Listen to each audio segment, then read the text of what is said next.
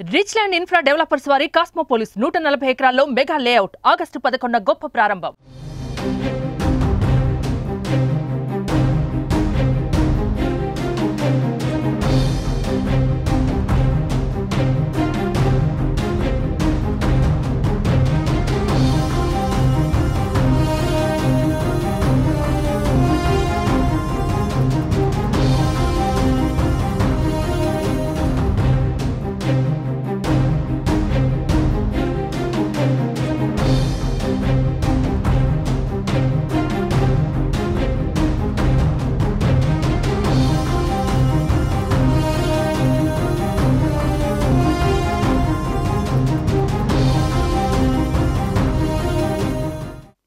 ఏపీలో మరో ఎన్నికకు రంగం సిద్ధమైంది. త్వరలో స్థానిక సంస్థల కోట విశాఖ ఎమ్మెల్సీ ఉప ఎన్నిక జరగనుంది.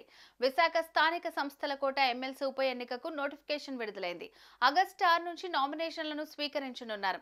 ఇక ఈ నెల 16వ తేదీ మధ్యాహ్నం 3 గంటల వరకు నామినేషన్ల ఉపసంహరణకు అవకాశం ఉంటుంది. ఇక ఈ ఎన్నికను టీడీపీ, వైసీపీ పార్టీలు ప్రతిష్టాత్మకంగా తీసుకున్నాయి. విశాఖ జిల్లా స్థానిక సంస్థల ఎమ్మెల్సీ స్థానం ఉప ఎన్నికకు ఈ నెల 13 వరకు నామినేషన్లు స్వీకరించనున్నారు. ఈ నెల 14 నుంచి 16వ తేదీ వరకు నామినేషన్ల ఉపసంహరణకు అవకాశం ఉంటుంది. ఈ నెల 30న ఎమ్మెల్సీ ఉప ఎన్నిక పోలింగ్ జరగనుంది. ఉదయం 8 గంటల నుంచి సాయంత్రం 4 గంటల వరకు పోలింగ్ జరగనుంది. సెప్టెంబర్ 3న కౌంటింగ్ చేపట్టనున్నారు. ఇక ఉమ్మడి విశాఖ జిల్లా పరిధిలో ఈ ఎన్నిక జరుగుతుంది. విశాఖపట్నం, అనకాపల్లి, అల్లూరి సీతారామరాజు జిల్లా పరిధిలోని మున్సిపల్ కార్పొరేషన్లు, మున్సిపాలిటీలు, జిల్లా ప్రజా పరిషత్, మండల ప్రజా పరిషత్ సభ్యులు ఎమ్మెల్సీ ఎన్నికల్లో ఓటు హక్కు వినియోగించుకుంటారు. ఎమ్మెల్సీ ఉప ఎన్నికల్లో మొత్తం ఓటర్లు 838 మంది ఉన్నారని అధికారులు ఇప్పటికే ప్రకటించారు. ఈ నెల 30న పోలింగ్ జరగనుంది. సెప్టెంబర్ 3న ఫలితాలు విడుదల చేయనున్నారు.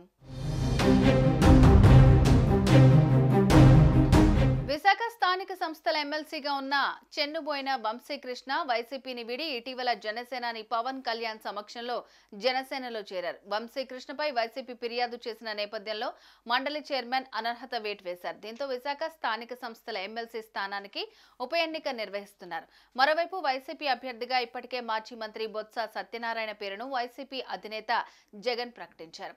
కూటమి అభ్యర్థి ఎవరన్నది సస్పెన్స్ గా మారింది. ముఖ్యమంత్రి చంద్రబాబు కూటమి నేతలతో చర్చించి దీనిపై ప్రకటన చేసే అవకాశాలున్నాయి.